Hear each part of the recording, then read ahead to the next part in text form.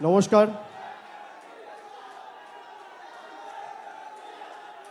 উপস্থিত সভামঞ্চে সকলকে আমার শ্রদ্ধা কৃতজ্ঞতা প্রণাম জানাই। আজকের সভার সভাপতি বৈশানহর চ্যাটার্জি থেকে শুরু করে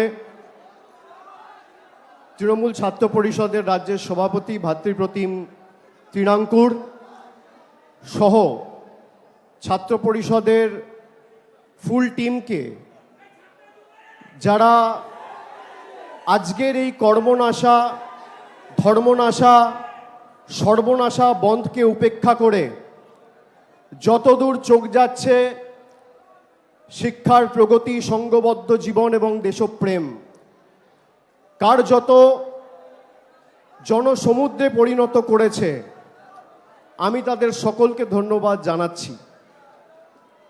গতকাল ভারতীয় জনতা পার্টি 12 ঘন্টার বাংলা বন্ধ ডেকেছিল। আমরা যবে থেকে 2011 সাল থেকে এই রাজ্যে ক্ষমতায় এসেছি, আমরা বারে বারে বলেছি আমরা এই বন্ধের রাজনীতির বিরুদ্ধে, এই কর্মনাশা, সর্বনাশা, ধর্মনাশা বন্ধের বিরুদ্ধে। বাংলাকে যারা অচল করতে চাইছে সেই রাজনীতির বিরুদ্ধে। আমি অনুরোধ করব ভারতীয় জনতা পার্টির বাংলার নেতৃত্বকে যে প্রতি 28শে আগস্ট আপনারা পারলে একটা করে বন্ধ ডাকুন। আপনাদের বন্ধকে কি করে প্রতিহত করতে হয় বাংলার মানুষ জানে। আজকের সমাবেশে যে সংখ্যায় ছাত্র যুবরা, তরুণরা এই সভাস্থলে মেয়র রোডে এসে উপস্থিত হয়েছে, আমি মনে করি বিগত দিনের প্রত্যেকটা 28শে আগস্টের প্রতিষ্ঠা দিবসের কর্মসূচির রেকর্ড আজকের এই সমাবেশ ভেঙে দিয়েছে। এবং যত বাংলার বিরুদ্ধে, তৃণমূলের বিরুদ্ধে কুৎসা হয়েছে, অপপ্রচার হয়েছে, চক্রান্ত হয়েছে, ষড়যন্ত্র হয়েছে, তৃণমূল কংগ্রেস তত শক্তিশালী হয়েছে। আমরা বিশুদ্ধ লোহার মতো সেই লোহাকে যত আঘাত করেছে, যত তাতিয়েছে, যত পুড়িয়েছে, যত প্রহার করেছে, সেই লোহা তত শক্তিশালী হয়েছে। একটা দুর্ভাগ্যজনক ঘটনাকে কেন্দ্র করে যেখানে সারা ভারতবর্ষের মানুষ আজকে বিচার চাইছে, সেই ঘটনাকে কেন্দ্র করে আজকে যারা রাজনীতি করছে, যারা লাশের নোংরা রাজনীতিতে নিজেদের লিপ্ত করেছে, বাংলার মানুষের কাছে তাদের মুখোশ খুলে প্রকৃত চেহারাটা উন্মোচিত হয়েছে।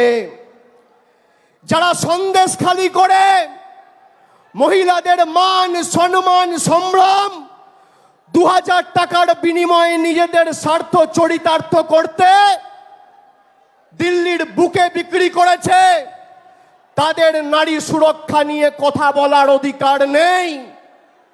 যাদের আমলে উন্নাও হয়েছে, কাঠুয়া হয়েছে, হাতরাস হয়েছে, বদলপুর হয়েছে, সেই নারী বিরোধী, নারী বিদ্বেষী ভারতীয় জনতা পার্টির কাছে বাংলার মানুষকে রাজনীতি করা শিখতে হবে না। যারা মুখ্যমন্ত্রী মমতা বন্দ্যোপাধ্যায়ের পদত্যাগ দাবি করছে, আমি আপনাদের বলছি গত 10 বছরে একটা তথ্য আপনাদের দিই। গত 10 বছরে সবথেকে বেশি মহিলাদের বিরুদ্ধে ক্রাইম, অর্থাৎ মহিলাদের বিরুদ্ধে অত্যাচার, অন্যায়ের ঘটনা সবথেকে বেশি কোনো রাজ্যে যদি ঘটে থাকে, এনসিআরবির তথ্য অনুযায়ী সে রাজ্যের নাম হচ্ছে উত্তরপ্রদেশ।